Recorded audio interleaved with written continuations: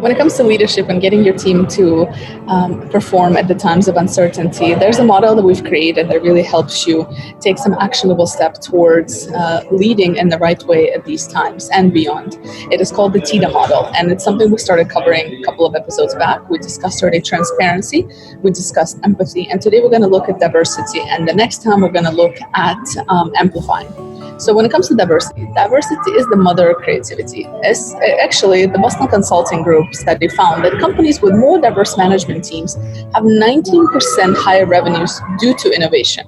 To cultivate creativity, you truly hire diversity across not only gender, ethnicity, religion, and age, but also education, or perhaps lack thereof. So professional backgrounds, working styles, hobbies, and personal interests. Together, these different aspects create a harmony in producing better outcomes. So it's not about being nice or looking good or advancing agendas. It's really just good for business.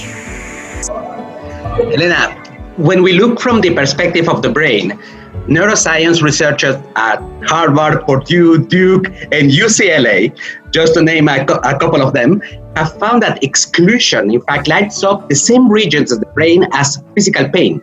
So being excluded is as painful because it threatens the fundamental human needs, such as the fact of belonging or self-esteem. There is another research, in fact, that shows that there is 6 areas that are enhanced by inclusion and worsened by exclusion, basically. There is the intelligent thought and reasoning.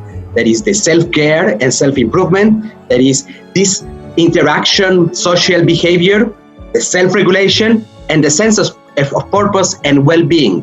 What we are saying is that if you act in terms of your the diversity that you want to expand with your teams, with the small little actions, you are creating new areas of your brain that are going to be practicing in a recurrent basis and can unleash the potential of your team. Yes, and so a couple of action points from what you just mentioned is there's a couple of things we can do to really make these things a reality. So number one, biased self-awareness. So this is where we're able to separate the cultural group judgment from the individual. So thinking about it, are we able to do so?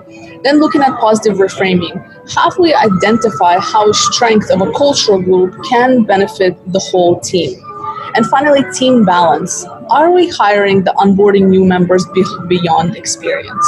So asking yourself these questions will lead to really identify, are you truly being diverse in bringing on team members? This is great, Elena. So next week, we have the part on the TEDA model on amplifying.